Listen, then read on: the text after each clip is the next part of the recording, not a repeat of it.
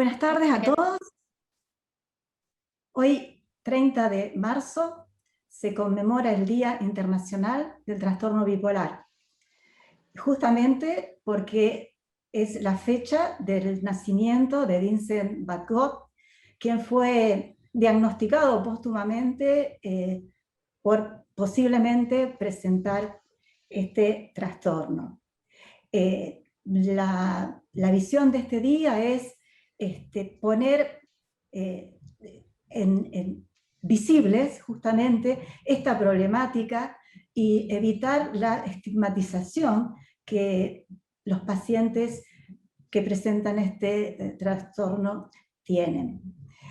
Va un sensible recuerdo para el doctor Alejandro Lagomarsino, quien fue el pionero en este trastorno, en hacernos conocer y en crear la primera fundación de bipolares de la Argentina, la primera institución de ayuda mutua para pacientes y familiares que sufren el trastorno. La AAP ha querido estar presente para conmemorar este día y por ello hemos organizado esta actividad intercapitular. Vamos a tener la presentación de 3 ponencias. En primer lugar, el doctor Sebastián Camino, quien es jefe de sección del Hospital Moyano, es docente de la Universidad de Favaloro y trabaja en área asistencia e investigación en trastornos del ánimo. Luego va a hablar la doctora María Gabriela Nielsen, quien es psiquiatra, quien es máster internacional en trastornos afectivos y neurociencias de la Universidad de Maastricht, Países Bajos.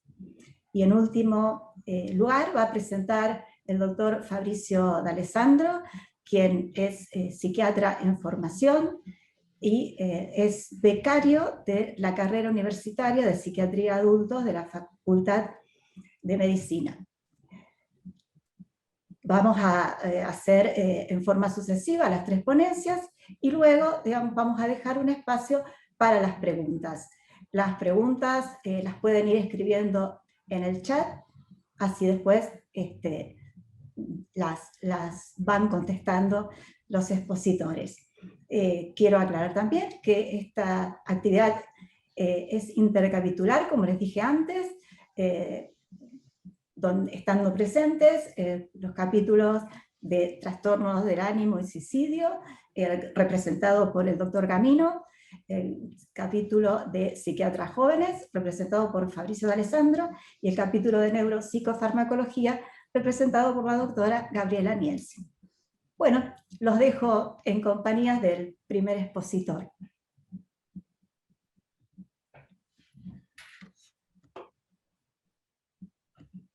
Bien, se ve perfecta la presentación, se escucha bien.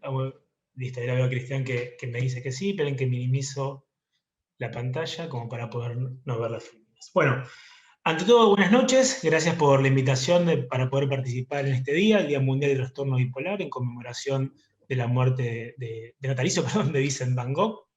Arrancamos con un Furcio. La propuesta para el día de la fecha era actualizar en el concepto de estabilizadores del ánimo, y antes de actualizar, primero revisar lo que el concepto significa. Hablamos de un estabilizador del ánimo como una molécula capaz de tratar cada una de las fases del trastorno bipolar de manera aguda, sin que esto signifique un impacto negativo en el curso evolutivo de la enfermedad, al mismo tiempo de que ha demostrado un efecto profiláctico en la aparición de un nuevo episodio. Por eso, actualizar en estabilizadores del ánimo es algo así como volver al futuro, ¿no? Porque la realidad es que el litio, este fármaco clásico, descubierto para el manejo de la excitación psicomotriz allá por 1949 por John Cade, y cuya acción profiláctica en el tratamiento del trastorno bipolar fue descubierta en 1967 por el otro prócer de este fármaco y de lo que es el tratamiento del trastorno bipolar, como es Mogens-Coe, continúa siendo hoy en día el arquetipo de los estabilizadores del ánimo, continúa siendo hoy en día el fármaco que todos deben imitar para ser considerado un buen estabilizador. ¿Y por qué decimos esto? En primera instancia, porque cumple con la premisa de una alta eficacia en el tratamiento de la manía aguda. Y esto lo podemos revisar, por ejemplo, en la última revisión sistemática y metaanálisis de Cochrane, efectuada el año pasado, en donde sobre un total de 8 estudios y casi 1.700 pacientes, litio presentaba una alta efectividad tanto a la hora de alcanzar la respuesta terapéutica como la remisión en los pacientes que estaban cursando una manía aguda. Y esto mismo, aunque veremos que con algunas particularidades, ha sido demostrado en términos de eficacia en el tratamiento de la depresión bipolar aguda. ¿Por qué decimos con algunas particularidades?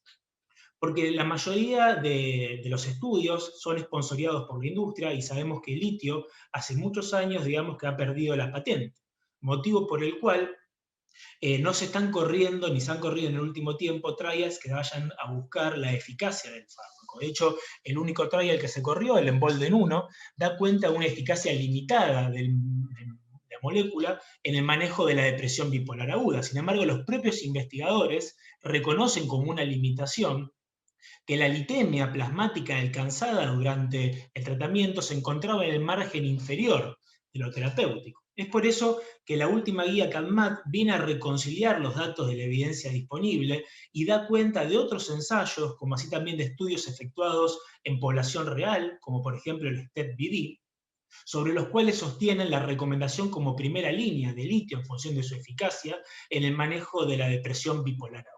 Pero más allá de los datos que tiene que tener cualquier buen estabilizador del ánimo que se precie de tal, en términos de eficacia en el manejo de cada una de las fases del trastorno bipolar y no empeorar el curso evolutivo de la enfermedad, la característica principal del litio es la eficacia en la profilaxis en la aparición de nuevos episodios. Y vamos a ver que esta eficacia incluso la consigue corriendo en desventaja. ¿Por qué? Porque nuevamente la falta de patente, la falta de sponsoreo por parte de la industria, hace que la mayoría de los diseños de mantenimiento se efectúen con lo que se conocen como muestras enriquecidas. Como por ejemplo este artículo publicado en el 2011 en el Journal Clinical Psychiatry que tenía como objetivo demostrar la utilidad de quetiapina en el tratamiento de mantenimiento del trastorno bipolar. Entonces iban a contar con muestras enriquecidas. ¿Qué significa esto?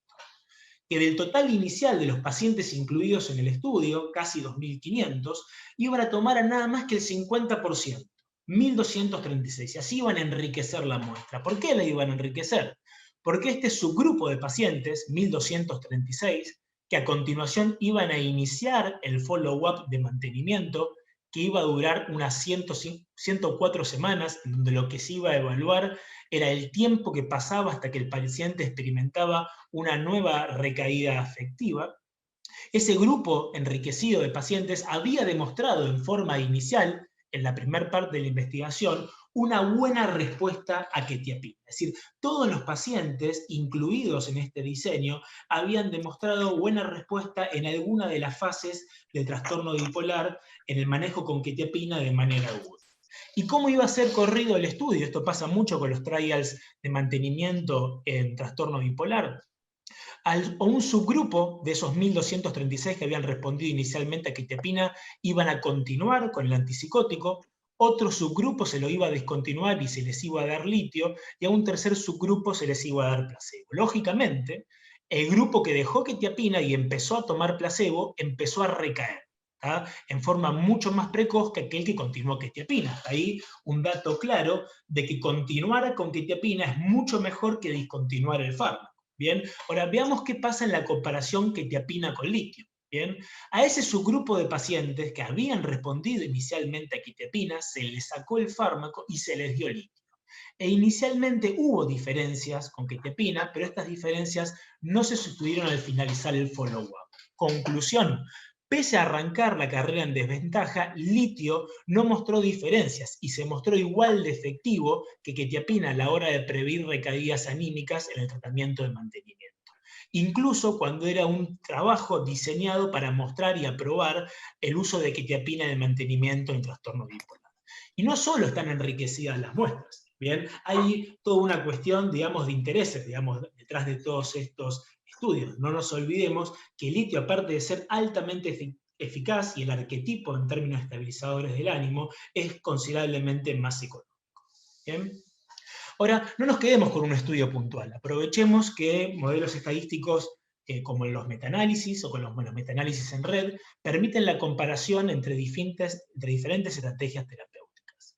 Este metaanálisis en red, publicado en el Lancet en el 2014, con casi 6.500 pacientes y 33 estudios, nuevamente refuerza la idea de que el litio es el fármaco más eficaz para prevenir la aparición de nuevos episodios, independientemente de los mismos sean depresiones o manías. Y los datos no se circunscriben a los laboratorios, también los podemos encontrar en lo que entendemos como la población real. Para eso siempre es bueno revisar esta revisión de Kessing con estudios observacionales, con estudios diseñados en la población real, con casi 14.000 pacientes que comparan a diferentes estabilizadores de ánimo, teniendo como outcome la aparición de un nuevo episodio afectivo, y nuevamente lo mismo que descubrió Scow en el 67. La eficacia del litio es la mayor a la hora de prevenir la aparición de nuevos episodios afectivos en el curso evolutivo de esta enfermedad de naturaleza crónica. Ahora, con toda esta evidencia, los expertos, entre ellos Gustavo Vázquez, quien es el presidente honorario de nuestro capítulo, han consensuado que justamente la primera línea de recomendación en el tratamiento y mantenimiento del trastorno bipolar tiene que ser el litio. ¿Bien? Es decir, que de la misma manera que un infectólogo frente al estreptococo propone el uso de penicilina, los psiquiatras frente al trastorno bipolar, la primera opción terapéutica que debemos pensar es el litio. ¿Pero hacemos esto? Bueno, parece que no. Parece que estamos todavía alejados, y la idea de actualizar en estabilizadores del ánimo básicamente es romper la brecha que existe entre evidencia y recomendación por parte de guías y consensos, con lo que la práctica diaria parece demostrar. En este estudio publicado el año pasado en el JAT, en Estados Unidos, vemos cómo la tasa de prescripción de psicofármacos en trastorno bipolar ha migrado, bajando casi a la mitad la tasa de prescripción de litio, mientras que en forma simultánea la tasa de prescripción de antipsicóticos de segunda generación más que se duplicó. Y la prescripción de anticonvulsivantes se encuentra aumentando progresivamente. Es decir, que parece que los psiquiatras seguimos mirando hacia otro lado a las guías y consensos de tratamiento. Pero ustedes dirán, bueno, pero esto es Estados Unidos. Les digo que no. Por eso me tomé el atrevimiento de citar esta encuesta, en la cual participaron otros dos miembros del capítulo, el doctor Strejilevich y el doctor Setkovich, sobre los conceptos clínicos asociados a la subestimación de litio en el tratamiento del trastorno bipolar, y fíjense lo que dice el título. Subestimación. ¿Por qué dice eso el título? Porque lo primero que encontraron es que en Argentina, esta fue una encuesta que se desarrolló en un congreso que habitualmente se realizaba en Mar del Plata, menos del 20% de los profesionales encuestados utilizaba el litio como primera opción en el tratamiento del trastorno bipolar. Y las excusas eran de los más diversas. Por ejemplo, casi un 60% lo consideraba mucho más complicado su manejo que el resto de los psicofármacos. Y veamos qué dice el consenso argentino de trastorno bipolar. Tenemos un consenso argentino de trastorno bipolar, donde si bien uno requiere en el manejo del litio controles periódicos del funcionamiento renal y de la glándula tiroidea, como así también controles plasmáticos del fármaco en plasma, justamente, o sea, redundante, no son mucho menos periódicos que los controles hepáticos que requiere valproato o que los controles en términos metabólicos que requieren los antipsicóticos. Y estos controles plasmáticos que el litio permite son una posibilidad, a su vez, para poder garantizar la compliance, mejor dicho, controlar la compliance del paciente en relación al tratamiento. Ahora, veamos por qué otros motivos los psiquiatras en Argentina tienden a no prescribir litio como primera opción en el trastorno bipolar, conceptos que estoy intentando desterrar a lo largo de la charla. Un tercio manifiesta preocupaciones en torno a lo metabólico. Un porcentaje similar prefiere no usarlos en pacientes con alto riesgo suicida. Y aparecen preocupaciones en relación al impacto negativo a nivel cognitivo de la muerte. Sabemos que las personas con trastornos mentales severos, el trastorno bipolar no es la excepción, tienen una menor expectativa de vida. Y esto se encuentra asociado en parte al mayor riesgo de enfermedad cardio- y cerebrovascular. Ahora, cuando buscamos una variable que nos explique el porqué de la incidencia en mayor medida de enfermedad cardio- y cerebrovascular, encontramos a la cabeza al síndrome metabólico. ¿Y quiénes son los fármacos que dan más síndrome metabólico? los antipsicóticos de segunda generación, los fármacos que más estamos prescribiendo como psiquiatras en reemplazo del primer nivel de evidencia en el tratamiento del trastorno bipolar. Apencio. Y hablábamos de las preocupaciones en relación al litio y el paciente con alto riesgo de suicidio. Sabemos que las personas con trastorno bipolar tienen un mayor riesgo que la población general de cometer suicidio y de presentar conductas suicidas. El litio es el único fármaco que ha demostrado hasta el momento eficacia en la prevención bien del suicidio, ha reducido el riesgo suicida. Y este efecto, demostrado inicialmente en el trastorno bipolar, también se ha replicado en la depresión bipolar, lo cual parecería dar cuenta que su propiedad antisuicida iría más allá de su eficacia como estabilizador del ánimo. Por último, y tenemos un micrófono abierto, si por ahí lo pueden llegar a silenciar, así no interrumpe, sabemos que el 30% de los pacientes con trastorno bipolar puede exhibir déficit cognitivo en autismo. Y nuevamente, cuando intentamos revisar los motivos por los cuales esto puede suceder, nuevamente los antipsicóticos aparecen como una variable que puede estar asociada a la aparición de déficit cognitivo. Mientras que el litio, por el contrario, ha demostrado recientemente, en este metaanálisis publicado el año pasado en Acta Psiquiátrica Escandinava, su efecto neuroprotectivo y procognitivo. Esto que suponíamos parece empezar a demostrarse, reduciendo litio en los pacientes con trastorno bipolar el riesgo de aparición de demencia. Si bien esto no fue explorado en la encuesta, sabemos que nosotros como psiquiatras tenemos cierto recelo o preocupación en relación a la potencial nefrotoxicidad. Me quedo con esta investigación publicada 4 años atrás por Gustavo Vázquez. Los principales factores de riesgo de aparición de enfermedad renal en los pacientes con trastorno bipolar son 2. La edad, a mayor edad, mayor riesgo, y el tiempo de exposición al litio. Ahora, lo interesante de este estudio, que obviamente que corrobora lo que ya sabíamos en términos de nefrotoxicidad, es que no fueron documentados la aparición de enfermedad renal terminal. ¿Se entiende?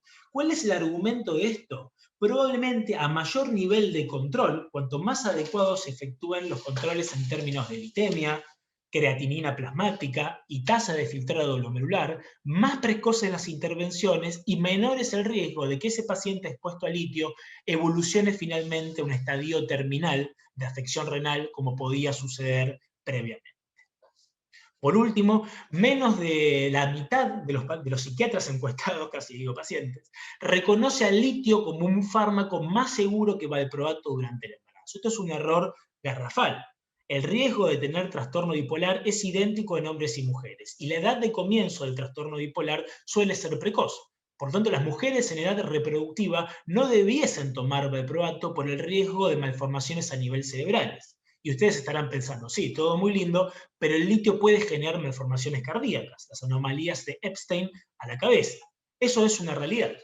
Pero este metaanálisis, publicado en el American Journal el año pasado, parecería empezar a demostrar que dosis de litio por debajo de 600 miligramos y litemias por debajo de 0,6 milimol reducirían el riesgo de malformaciones cardíacas en mujeres con trastorno bipolar embarazadas en tratamiento con litio, equiparándolas con aquellas mujeres embarazadas en tratamiento por trastorno bipolar que no consumen litio. ¿Se entiende? Es decir, cuando las dosis están por debajo de 600 y las litemias por debajo de 0,6, la diferencia en términos de riesgo pareciera ser igual.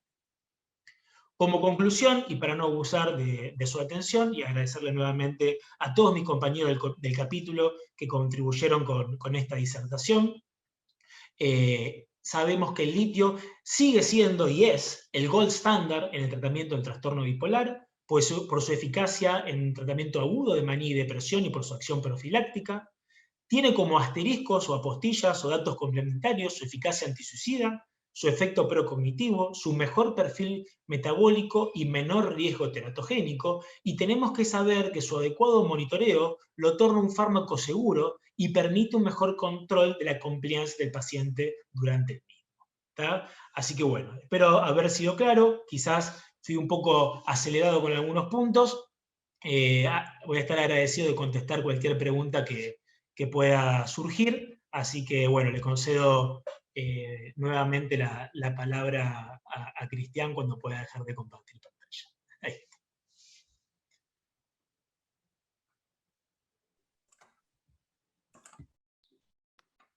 Bueno, seguimos con la exposición de la doctora Gabriela Nielsen. Hola a todos, ahí comparto pantalla.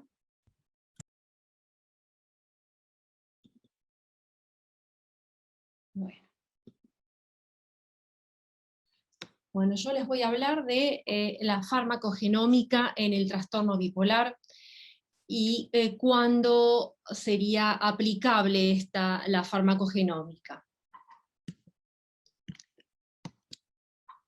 Bueno, ahí está. Bueno, antes que nada, es importante entender para qué sirve y qué es un test farmacogenómico, ¿no? La farmacogenómica o la farmacogenética lo que va a hacer es estudiar el impacto de la genética, ya sea en la respuesta como en los efectos colaterales de los fármacos, con el objetivo de maximizar su eficacia y también mejorar su tolerabilidad.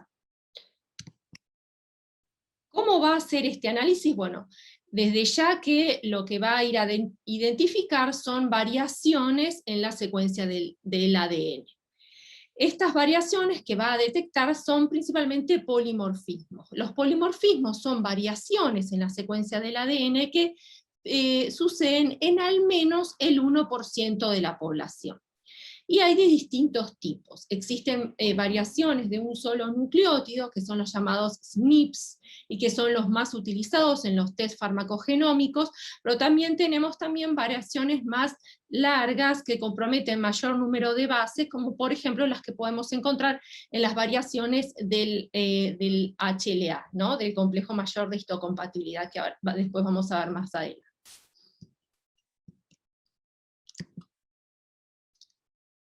¿Qué es lo que tiene en consideración un test farmacogenómico a la hora de hacer un análisis? Tiene en cuenta ya sea la farmacocinética como la farmacodinamia de los fármacos psiquiátricos. Cuando nosotros estudiamos farmacología en la facultad, habíamos estudiado, digamos, que la mayoría de los fármacos son metabolizados en el hígado, y después de ahí pasan a los órganos target. También, bueno, interviene el metabolismo del riñón y otros órganos también. Y esto es lo que va a hacer un test farmacogenómico, o sea, va a ir a seguir, digamos, el caminito que sigue el fármaco hasta llegar al órgano target, ya sea también teniendo en cuenta los transportadores, como también los distintos receptores donde va a actuar. Nosotros en psiquiatría, digamos, la mayoría de los fármacos son metabolizados a nivel hepático, y principalmente intervienen las enzimas del complejo P citocromo 450. Como pueden ver en esta review reciente del 2019, las principales enzimas comprometidas son la CYP2D6, la C19 y la C9, que forman parte de este complejo P450. A la cabeza podemos ver la enzima 2D6. Estas enzimas, a su vez, digamos, los genes que codifican para estas enzimas tienen numerosos polimorfismos, generalmente SNPs, como les decía, de un solo nucleótido, y tienen más de un polimorfismo involucrado. En el caso, por ejemplo, de la enzima 2D6, hasta hace poco se habían identificado 180 polimorfismos, y ahora parece que están superando los 200 polimorfismos. Y estos polimorfismos, algunos generan cambios en las enzimas, y otros no son funcionales. Aquellos que generan cambios en las enzimas pueden producir, ya sea que la enzima no funcione, o que la enzima funcione más de lo normal. Si la enzima no funciona, lo que va a generar es digamos, una persona que es un metabolizador pobre. y si la enzima funciona más de lo normal, va a generar un rapid o ultra rapid metabolizer. En el caso de, digamos, de una persona que tiene una pobre metabolización, lo que va a suceder en la mayoría de los casos, o sea, hay excepciones, pero lo que sucede en la mayoría de los casos es que al no metabolizarse el fármaco, se va a acumular y va a producir una mayor incidencia de efectos colaterales y puede producir también toxicidad. En el caso de que la enzima funcione más rápido de lo normal, lo que vamos a ver es que el efecto va a durar menos de lo esperado y va a requerir, digamos, de aumentar el número de dosis. Tengo problemas al pasar de una diapositiva a la otra, no sé por qué a veces pasa y a veces no. Ahora no pasa. Bueno, me quedé acá. A ver.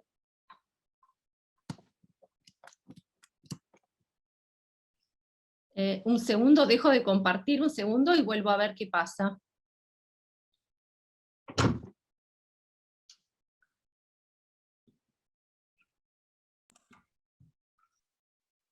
Bueno, siempre ocurren estas cosas en las presentaciones. Estamos entre amigos. Bueno, a ver, y acá...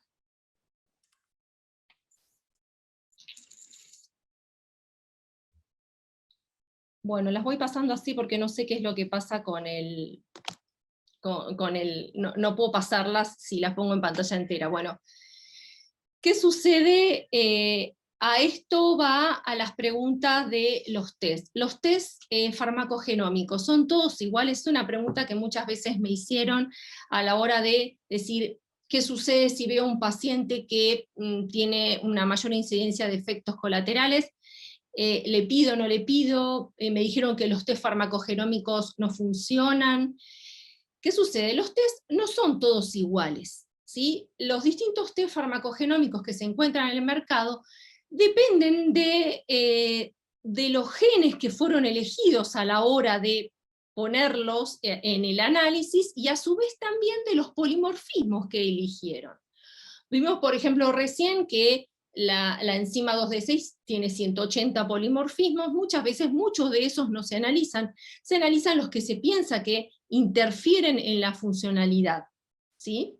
Entonces, esto nos va a dar distintos tipos de fármacos. Es tan así que hay, en el 2018 se hizo un metaanálisis donde se evaluó la respuesta de los distintos tipos de fármacos, digamos, la utilidad de los test farmacogenómicos en pacientes con depresión. Y en este metaanálisis tuvieron en cuenta distintos estudios en los cuales todos ellos tenían que tener las siguientes características, es decir, tener dos grupos, un grupo que iba a ser tratado según líneas guía, y otro grupo que iba a ser tratado con líneas guía, más un test farmacogenómico. Lo que vieron es lo que vemos acá. En este cuadro vamos a ver el resultado del metaanálisis en lo que es la respuesta. Se evaluó ya sea respuesta o remisión.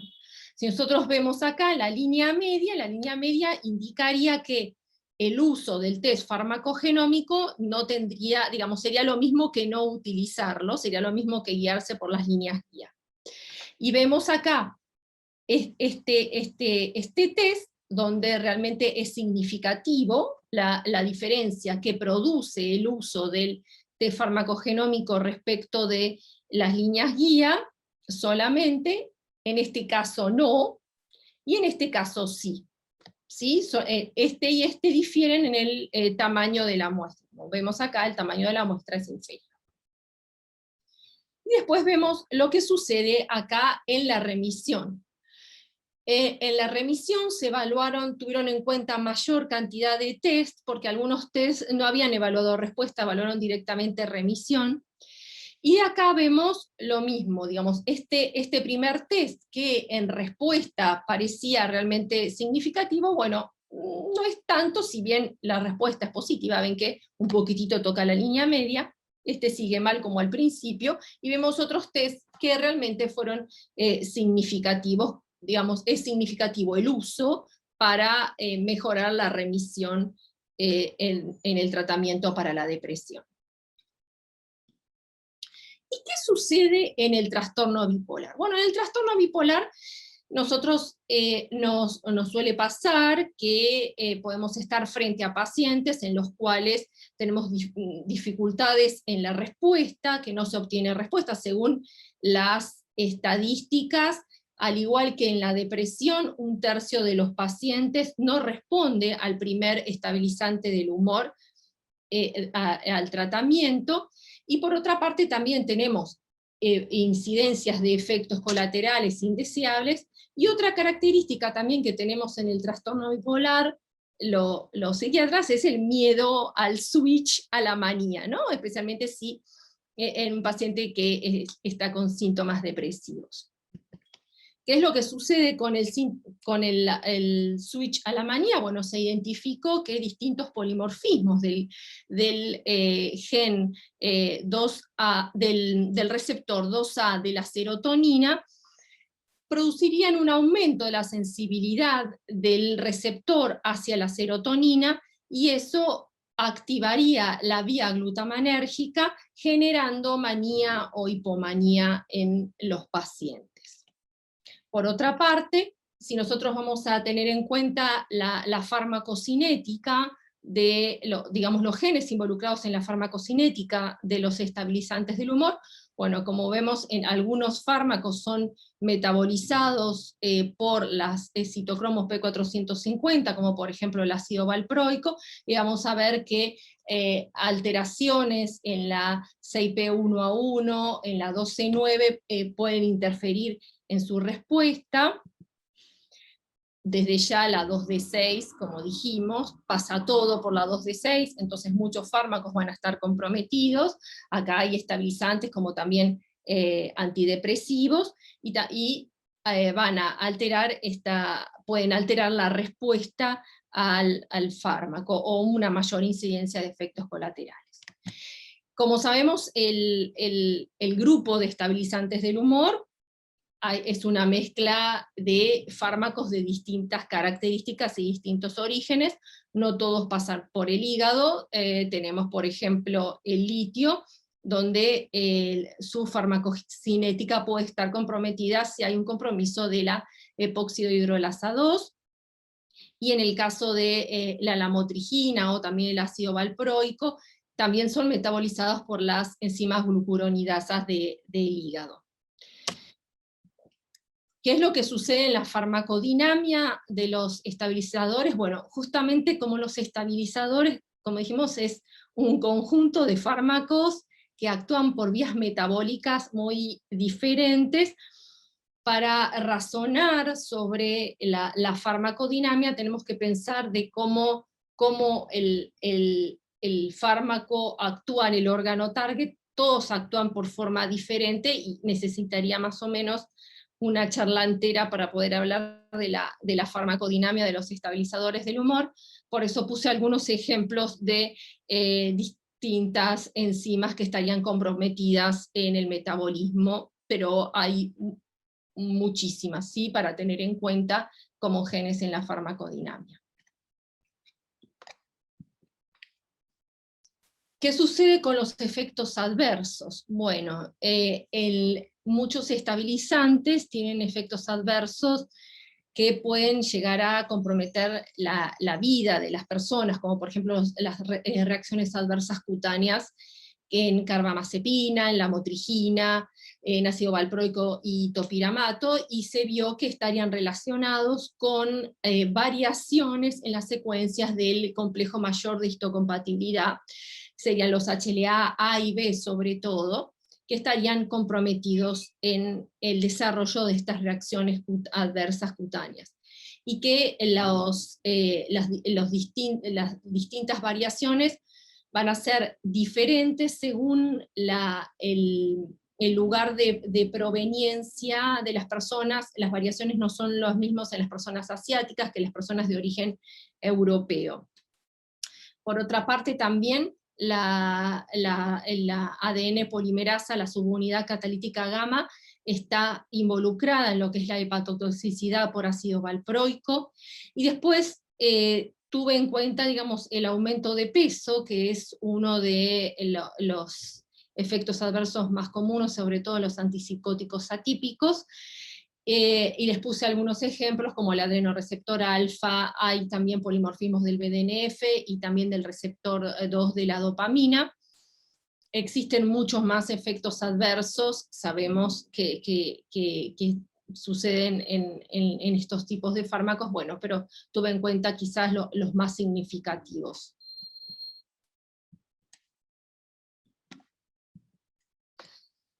Bueno, ¿cuándo aplicamos un test farmacogenómico en un paciente con trastorno bipolar? No existen guías para la aplicación aún de un test farmacogenómico en pacientes con trastorno bipolar.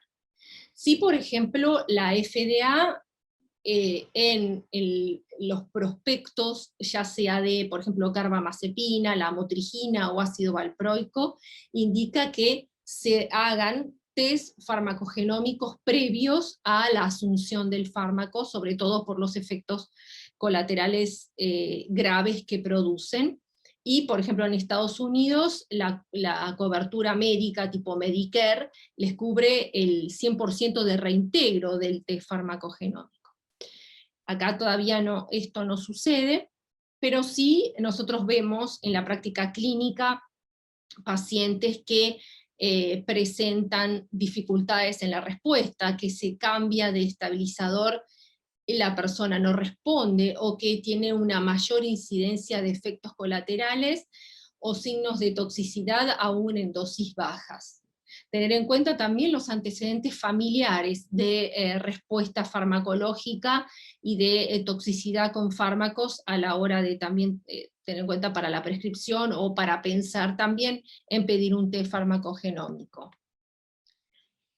¿Y qué test aplico? Bueno, esta pregunta la puse porque justamente es fácil o es común pensar, bueno, le hago un test farmacogenómico y prescribo un test farmacogenómico. Los test farmacogenómicos, como dije, no son iguales. Cada laboratorio que lo hizo, digamos, pensó en una cantidad de genes, una cantidad de polimorfismos, y por lo tanto, algunas vías que están analizadas. No siempre están analizadas todas, generalmente no, generalmente algunos test están más mirados hacia la depresión, otros más mirados hacia los antipsicóticos, ninguno va a estar mirado hacia los estabilizadores del humor, pero sí es importante ver de antemano qué fármacos van a involucrar estos test. Normalmente en los sitios de los test farmacogenómicos están publicados los fármacos. A veces publican también los genes, es buena idea que los publiquen porque también a nosotros nos permite poder razonar qué es lo que van a ir a ver y si es algo de lo que sospecho que tiene mi propio paciente.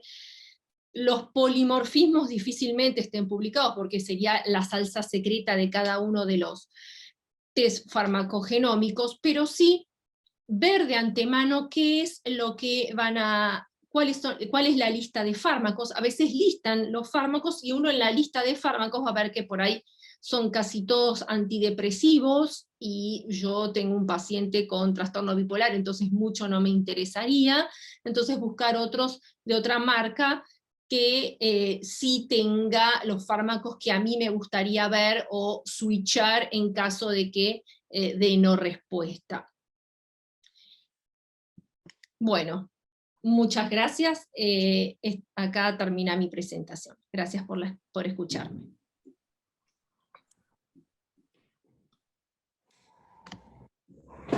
Bueno, ahora vamos a pasar a la presentación de Fabricio D'Alessandro.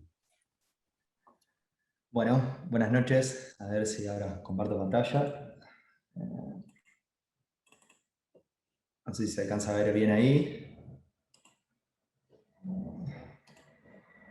Perfecto. Bien. Bueno, buenas noches a todos los participantes. Primero, bueno, nada, felicitarlos a mis compañeros de presentación, la verdad que muy buenas sus presentaciones, muy claras. Y también, bueno, agradecer a Cristian, a la sociedad, a la asociación AAP y a mis compañeros, sobre todo del capítulo, que siempre están presentes. Bueno, la idea de esto era hacer un poco una revisión del tema de lo que es depresión bipolar y un poco repasar conceptos que ya conocemos y algunos que por ahí pueden ser de interés para todos. En sí, digamos, cuando hablamos de depresión bipolar, lo que quería resaltar es que estamos hablando de una entidad particular que hoy, al día de la fecha, continúa siendo, digamos, una enfermedad y una presentación de la enfermedad que presenta muchos desafíos clínicos y terapéuticos. Tiene un aumento de la morbilidad y la mortalidad por coexistencia no solo de más patologías médicas, sino también además como presenta un alto riesgo de suicidio en comparación con lo que es el trastorno depresivo mayor o la depresión unipolar. Y su manejo óptimo todavía al día de la fecha continúa siendo un tema de debate.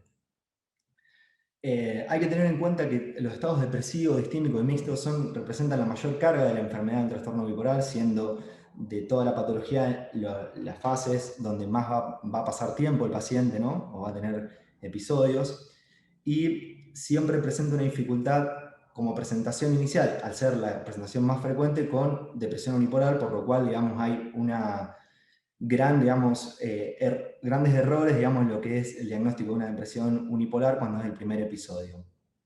Esto lleva a que un diagnóstico preciso y un tratamiento adecuado de la enfermedad bipolar tenga un retraso de 6 a 8 años, como ya hemos visto, digamos, muchas veces, básicamente por esto, por las diferencias clínicas que presenta y sus similitudes. ¿Qué factores sugieren un diagnóstico de un trastorno bipolar? Bueno, principalmente, digamos, cuando se habla de una explicación psiquiátrica previa, cuando hay un inicio temprano de la enfermedad, comúnmente con depresión, o sea, una depresión que empieza antes de los 25 años, cuando hay cambios ciclotímicos del humor, cuando hay múltiples recurrencias de los episodios depresivos, no es un episodio único con buena respuesta, sino que va recurriendo, cuando aparecen los síntomas atípicos o síntomas del polo más maníaco, como puede ser la agitación, la ira, el insomnio. Si hay un empeoramiento cuando hay un uso de antidepresivos, tema que ya vamos a tomar más adelante, cuando aparecen, bueno, ideación y autosuicida, y cuando hay un abuso de sustancias concomitantes.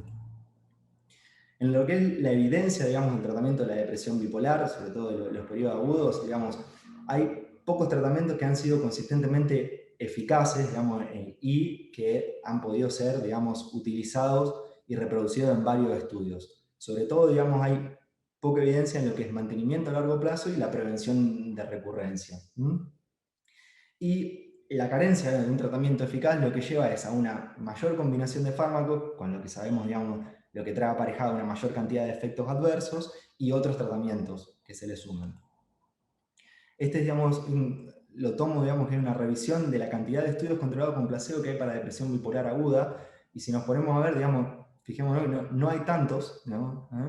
Para hacer una enfermedad, digamos, tan, digamos, prevalente, y sobre todo, digamos, fíjense que hay muchos con antidepresivos, anticonvulsivantes, pero el litio, una de las cosas de que, bueno, hablaba Sebastián, hay solo un estudio controlado para lo que es depresión bipolar aguda, por lo cual esto de la falta de evidencia aparece, digamos, como un problema y como algo central al día de la fecha a resolver por la comunidad científica. ¿Y cuáles son? Bueno, tomando todos los agentes que hay aprobados por la FDA, para la depresión tenemos solo 4 agentes que toman la FDA y que están aprobados, siendo el último la cariprazina en 2019, pero ya tenemos la combinación de la olanzapina-fluoxetina, la quetiapina, la lurasidona y, bueno, como último referí, la cariprazina. Por lo cual, digamos, muchos de los otros tratamientos que se utilizan en la depresión tienen un uso más que nada off-label o fuera de la aprobación de lo que es la FDA. Lo que más se utiliza en el mismo, en la depresión, son los antipsicóticos de segunda generación. Sabemos que son los únicos aprobados, como lo decía antes, para los episodios depresivos, sobre todo a corto plazo, incluyen los que ya mencioné previamente, y de estos, digamos, solo la quetiapina fue superior a placebo en forma consistente en varios estudios. Todos han demostrado eficacia, pero consistentemente la que mayor fue estudiada fue la quetiapina.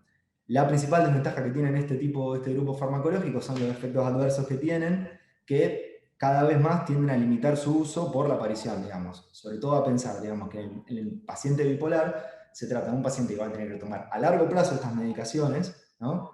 Y son personas jóvenes, y que además dijimos que hay una alta comorbilidad por, digamos, padecer de trastorno bipolar con otras enfermedades clínicas, por lo cual sumarle a través de una medicación un efecto adverso tan deteriorante y tan incapacitante como un síndrome metabólico o una diabetes, cada vez limita más el uso de los antipsicóticos en el tratamiento de los pacientes bipolares.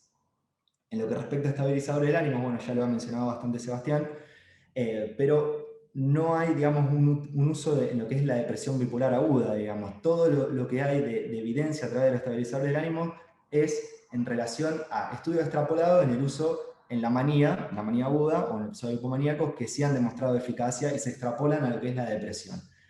Ensayos clínicos, por ejemplo, con valproato hay 4, que son una pequeña muestra, y que mostrarían, digamos, su eficacia en lo que es la depresión bipolar aguda como monoterapia, pero no se encuentra probado, y lo que sí se recomienda, por ejemplo, con la Canman, es su utilización en combinación con litio. Y bueno, la lamotrigina ya sabemos que ha demostrado una buena utilidad, digamos, una buena respuesta en lo que es la profilaxia a largo plazo en la depresión bipolar, o sea, en la prevención, digamos, de aparición de recurrencia, pero tiene un escaso valor, sobre todo en la depresión aguda, y además de que, bueno, es una molécula, como ya sabemos, que tiene una titulación lenta, donde pueden aparecer efectos adversos, por lo cual, digamos, frente a un episodio agudo donde un paciente tenga un cuadro de episodio de depresión grave, no tendría tanta eficacia la misma. Y bueno, vamos a lo que son los antidepresivos, siempre, digamos, un tema controversial, el uso de antidepresivos en la depresión, en el tratamiento del trastorno bipolar, sobre todo por bueno, el riesgo y el miedo que produce de lo que es un viraje o un switch, pero lo que tenemos que saber que tanto en la depresión unipolar como en la bipolar, digamos, son fármacos eficaces para el tratamiento de los mismos. O sea, tiene una superioridad significativa a placebo del 32%, y cuando se habla de que existe que sean menos efectivos que en la depresión unipolar, muchas veces puede estar explicado esto en parte por lo que son los efectos adversos del tratamiento, que puede aparecer empeoramiento de la agitación o de la ira o de la disforia, o sea, el switch, o que esto, digamos, se deba principalmente también a una evolución de la enfermedad.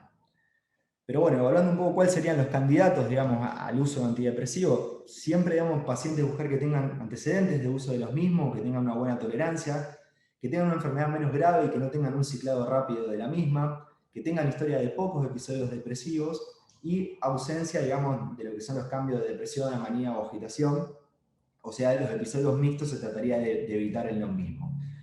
Generalmente, digamos, lo que se recomienda es no utilizarlo, por ejemplo, en lo que es una presentación tipo 1, digamos, más para los pacientes con enfermedad bipolar tipo 2. Y algunas recomendaciones que he encontrado, por ejemplo, tanto los IRS como el bupropión suelen ser como la primera opción de tratamiento si es que uno va a elegir un antidepresivo, y siempre en combinación con algún estabilizador del ánimo.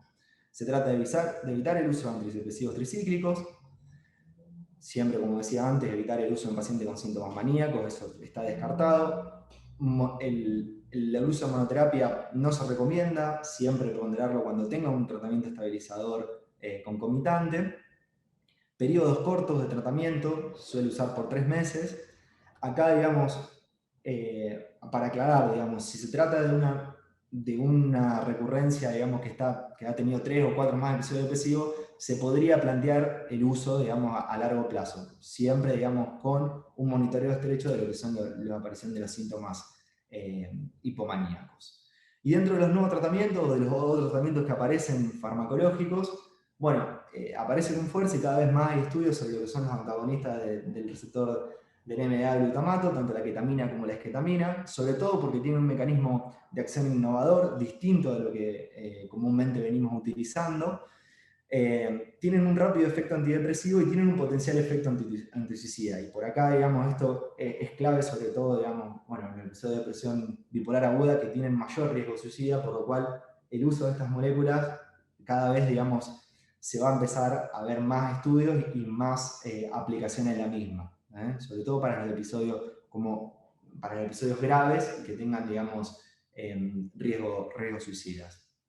También se ha planteado el uso de los neuroesteroides, como la brexanolona, porque, digamos, se está planteando su uso en la utilización en la depresión postparto y se conoce la relación que hay entre lo que es la depresión puerperal, digamos, postparto, y el trastorno bipolar, por lo cual se plantea también como posibilidad de una nueva vía de investigación para los mismos. Y otros que han sonado, digamos, pero que ya han perdido valor, digamos, y más que nada es una cuestión más especulativa, digamos, aparecen los ácidos grasos poliinsaturados, los antiinflamatorios y los probióticos. Bueno, un poco acá recopilando en lo que es la CANMAT, las recomendaciones aparecen en lo que es la primera línea, siempre pensar en, bueno, los fármacos, los antipsicóticos de segunda generación, también aparecen como segunda línea los antidepresivos, pero sobre todo tener en cuenta las dos columnas, digamos, de esta tabla de recomendaciones, porque en una, digamos, te aparece el nivel de evidencia y en el otro aparece las consideraciones, la selección y el tema tolerancia y seguridad. Cada vez más esto pesa, digamos, en la elección de un tratamiento.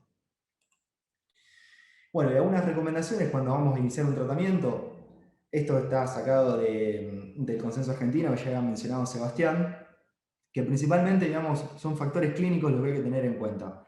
O sea, cuando estamos con un paciente con un episodio depresivo, siempre, digamos, basarnos en qué estamos frente y hacer una recopilación de datos previos y de su historia clínica para poder tener una buena elección de fármacos. Y no solo pensar, digamos, en lo que es el episodio agudo, sino tener siempre un ojo, digamos, un poco más allá de que es un paciente que va a cursar este episodio y va a tener una recaída, digamos, por la evolución de la enfermedad, sea en el polo anímico que nos encontremos.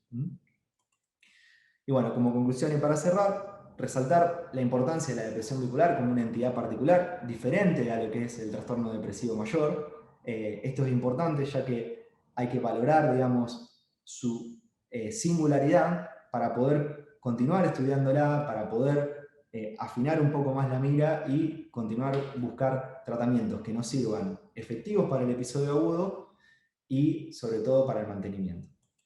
Muchas gracias.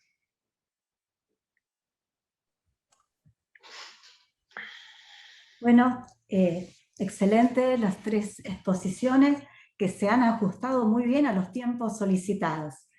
Así que bueno, ahora vamos a pasar a las preguntas. Hay muchas felicitaciones para los 3. A ver, una de las preguntas que tenemos dice: buenas noches, ¿cuál es el costo aproximado de los test farmacogenómicos actualmente en nuestro país? Bueno, muy buena pregunta. Justamente se fueron actualizando los costos, fueron variando porque, digamos, algunos test que se hacían acá ya no se hacen más, y le debo la respuesta exacta de los que están en este momento, porque había uno, por ejemplo, que estaba acá, que costaba más o menos unos $800, que ya no está más. Sí, los que en Estados Unidos están costando alrededor de los $350, quizás acá cueste un poquito más, pero no tanto como costaban antes. Digamos, ahora, a medida que va pasando el tiempo, las tecnologías se van haciendo más accesibles, como en todo. Bien, muchas gracias, Gabriela. Vamos a otra pregunta. ¿Qué tipo o grado de participación y adherencia al tratamiento pueden tener los pacientes con trastorno bipolar? ¿Cuáles estrategias podrían plantearse para dichos pacientes? Esto lo pueden responder los 3. Sí, la verdad que sí. El porcentaje por lo general de adherencia varía, pero ronda el 40-50%. Eso depende más o menos de qué estudio uno pueda evaluar. Probablemente la estrategia que más incrementa la adherencia al tratamiento son los programas de psicoeducación, digamos, que ahí ya lo estaríamos metiendo con un aspecto, digamos, no tan farmacológico, pero que hace mucho al tratamiento del trastorno bipolar, porque es la primera línea en psicoterapia, fundamentalmente la psicoeducación familiar. Y bueno, y también tiene que ver mucho con la adherencia el impacto en términos de efectos adversos de los fármacos, ¿no? Es decir, en la medida en la cual el paciente tiene queja en relación a la medicación que toma, digamos, eso ha demostrado reducir la compliance, y también se presenta muchas veces como una ventaja entre el, digamos, litio y los antipsicóticos, sobre todo los más viejos, digamos, los que tienen un efecto más bloqueante dopaminérgico. No son anti, son bloqueantes dopaminérgicos.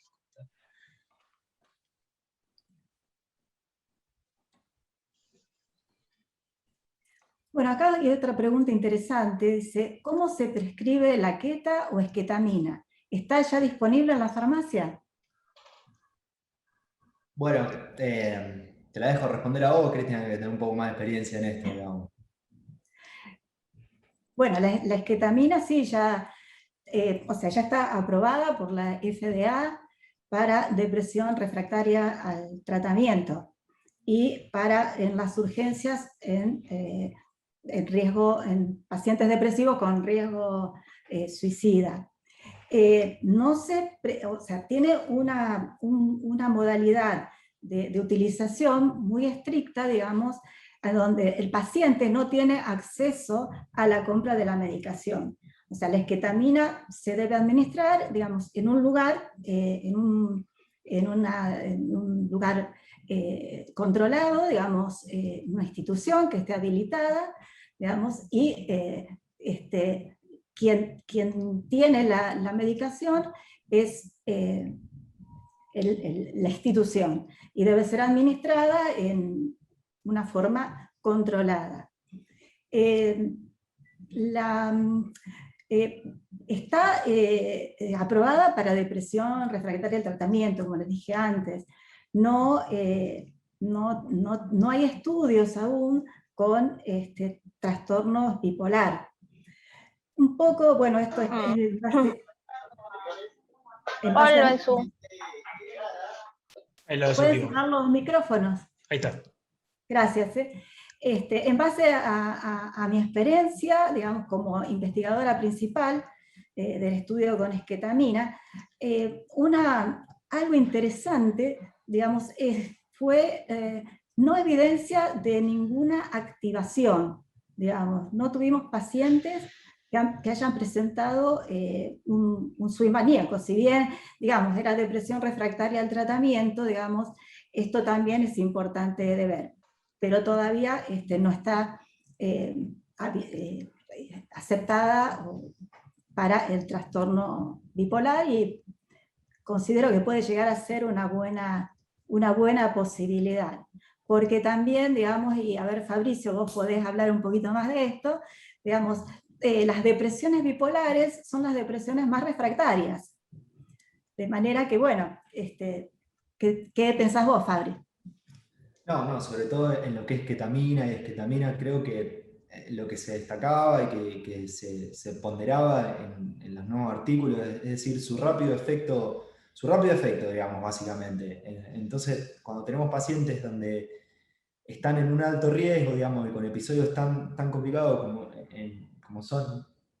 pueden ser los cuadros depresivos bipolares, tener una molécula que responda rápido, que no tenemos latencia en la respuesta, es algo muy beneficioso. Creo que ahí, digamos, está la clave, digamos, de estos tratamientos, porque pensar en un tratamiento antidepresivo, si uno se lo tiene que iniciar, tenemos que esperar mínimo de 3 a 4 semanas para ver alguna respuesta y si hay que cambiar o no, digamos. Pensar en un tratamiento con antipsicóticos de segunda generación en la depresión también requiere de su tiempo de evaluación. Ninguno tiene un efecto rápido, como se ha demostrado por ahí en la depresión refractaria, que ya la ketamina, con una sola infusión, digamos, una sesión de ketamina o de esketamina, ya se ven mejorías dentro de las primeras sesiones, digamos, algo muy, muy útil, digamos, para estos cuadros, digamos. Ninguna, digamos, sabemos, digamos, en psicofarmacología, ningún tratamiento es la panacea, digamos, ninguno va a ser la solución, pero sí pensar, digamos, de que si hay mecanismos que tienen un diferente mecanismo de acción, distinto a lo que habitualmente utilizamos, y además tienen una utilidad, una latencia menor, digamos, creo que ahí está la clave de estos nuevos tratamientos, digamos. ¿Puedo decir una cosita? Por supuesto. Ahí está. Nosotros con Gustavo habíamos hecho una revisión sobre ese tema, creo que Fabricio la mostró. Hay un artículo controlado de Carlos Zárate, de ketamina, pero en vía endovenosa, para el tratamiento de depresión bipolar.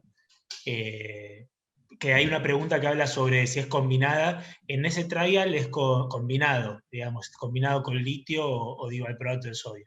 Lo cual en parte tiene que ver con que ketamina no tiene eficacia, digamos, demostrada en lo que es profilaxis de nuevos episodios, con lo cual, digamos que ese es el core, digamos, del tratamiento del trastorno bipolar, ¿no? Es decir, la perspectiva más longitudinal, más allá de la resolución del episodio agudo, ¿no?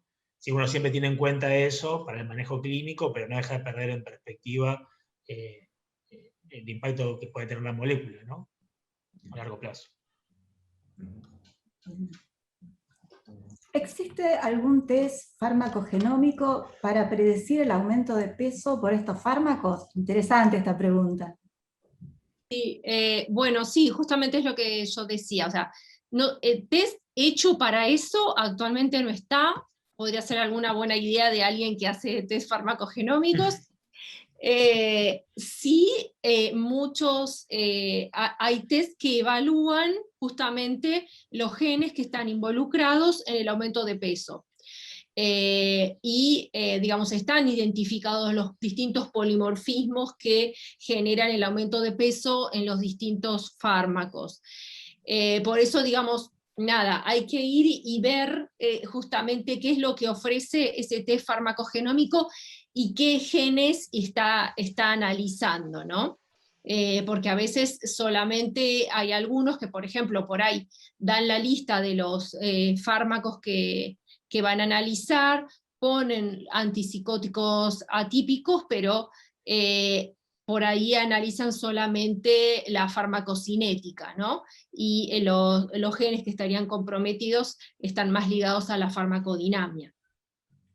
Sí, aparte esto es interesante porque, digamos, se ha demostrado una amplia superposición poligénica entre, digamos, el incremento del índice de masa corporal y el trastorno bipolar, pacientes depresivos y esquizofrénicos. Entonces, esto sería, digamos, algo muy interesante, y aparte, fundamentalmente también para esto que, una de las primeras preguntas, que era favorecer la adherencia, ¿no? Porque Claro. una de las causas de abandono de tratamiento es el aumento significativo de peso.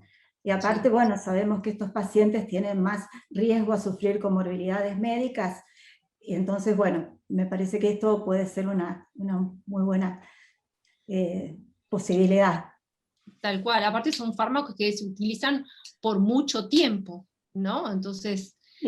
Entendamos que el trastorno bipolar es de tratamiento a lo largo de la vida, entonces adecuar este tratamiento, digamos, a un bienestar del paciente es el objetivo, ¿no? Tal cual, tal cual. Bien, hay otra pregunta de ketamina. Dice, ¿el uso de ketamina tiene que estar en combinación con algún tipo de estabilizador en pacientes con depresión bipolar? ¿Qué tan efectivo se puede ver el uso de ketamina para evitar recaídas? Bueno, esto ya lo había respondido Sebastián. Respondió todo, Sebastián, perfecto. Perfecto. Adelante, perdón. Soy ¿Cómo? ansioso. Soy un poquito ansioso. Sí, no, yo pensé que la estaba preguntando de nuevo. Digo, No. qué mal, qué poco atenta. Bueno, un poquito vuelvo a introducir un poco datos de la experiencia, de los estudios con esketamina.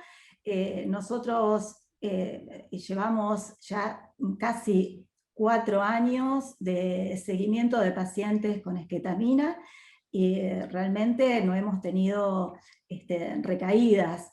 El estudio del SUSTAIN 2 muestra, digamos, prevención en recaídas, tiene la evidencia de 1 año, pero ya este estudio, que es el 3008, que es de largo tiempo, está demostrando su eficacia. No sé, Sebastián, si tenés algún otro aporte sobre ketamina. No. Eso.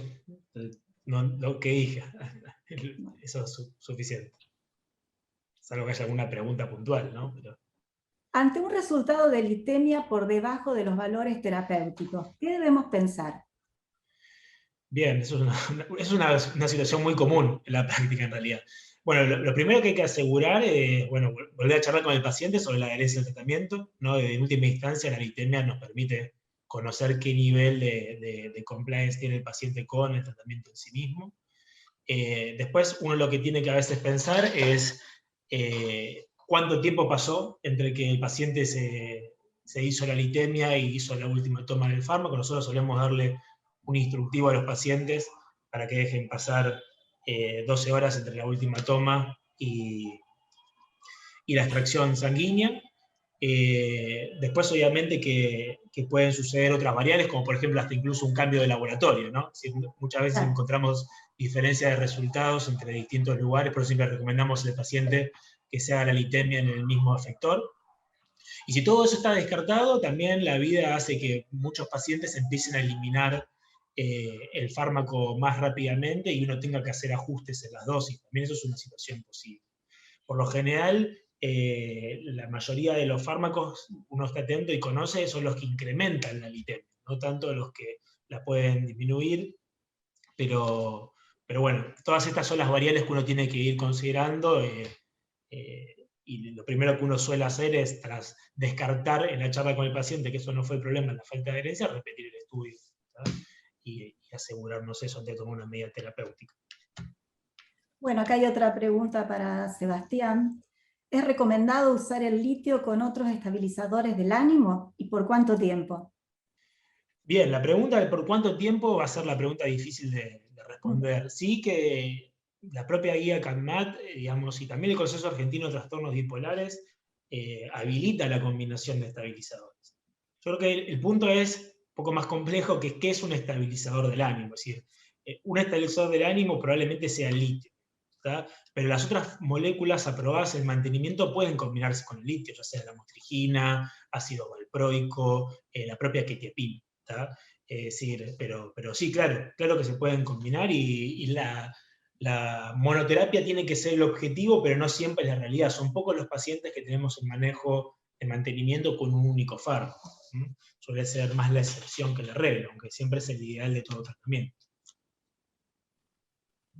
Bueno, acá nos saludan desde Perú. Así que somos internacionales. Eso es lo bueno de la pandemia, no hubiésemos llegado a Perú de otra manera. Exactamente. Bien, ¿y tendrían algún comentario final, algo que quieran transmitir sobre el tema que ustedes hablaron, que quieran remarcar? Porque son temas muy importantes, muy candentes. Hubo muchas preguntas de litio, y eso es importante porque aún hoy todavía la administración del litio, muchos psiquiatras le temen, y bueno, y muchos pacientes no son beneficiados por el mismo. Entonces, bueno, qué bueno que haya preguntas, y bueno, gracias Sebastián por tu presentación. Bueno, aprovecho que para empezar yo, que me diste pie, digamos, yo creo que, o sea, voy a ser redundante, ¿no? Pero actualizar en realidad es fomentar la prescripción. La mayoría de los motivos por los cuales no se prescribe el fármaco están más vinculados con mitos que con verdades. Entonces, está bueno que una asociación argentina de psiquiatría utilice estos espacios para no solo capacitar a los profesionales, sino para fomentar la prescripción de fármacos que tienen un problema muy claro: no tienen patente. Digamos. Si el litio tuviera otro marketing, probablemente la tasa de prescripción hubiese subido en los últimos años. Esto es un problema de marketing, no es un problema de datos, ni de problema de efectos adversos, ni de riesgos. El problema es este, ¿no? La falta de apoyo. Y somos nosotros los que tenemos que prescribir el fármaco, no lo va a prescribir alguien más. Que haya caído la tasa de prescripción es culpa nuestra. O sea, no es culpa de la industria. Nosotros somos los que, con esa información que tenemos disponible, agarramos la lapicera y escribimos otra cosa, y no escribimos litio a la hora del tratamiento de trastorno bipolar. Eso es. Bien, gracias. Gabriela, ¿algún comentario final?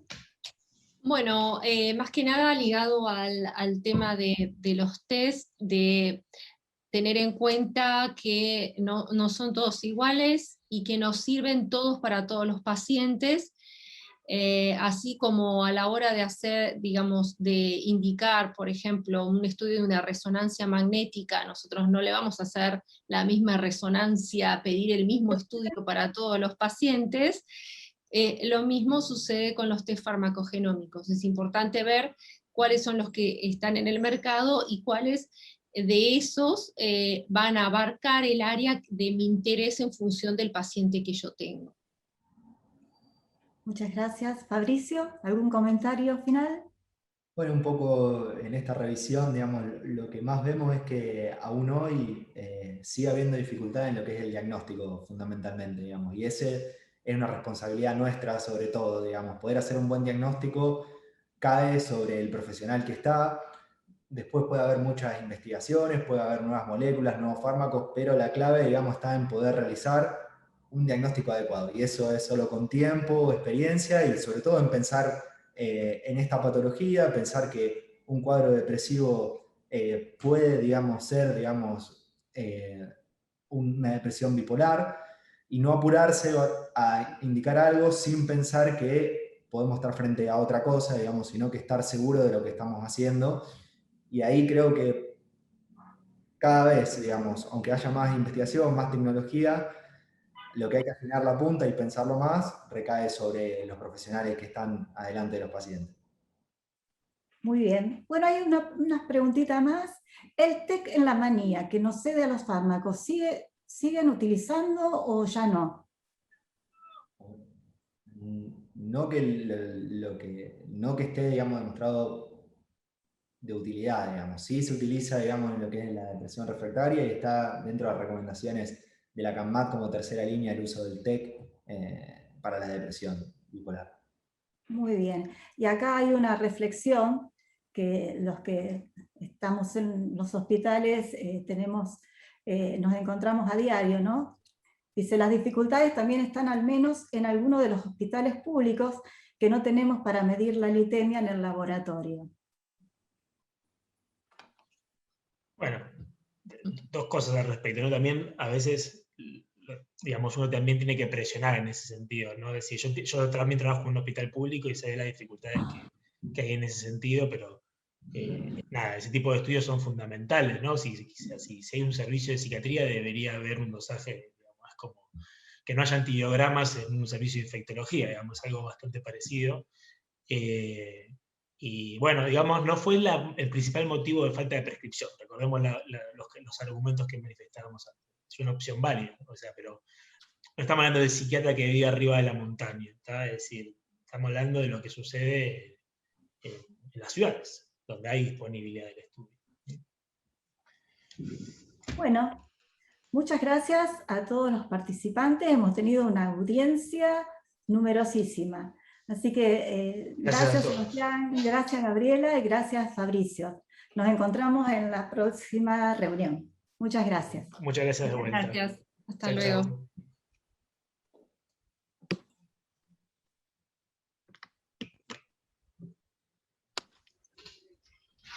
chao.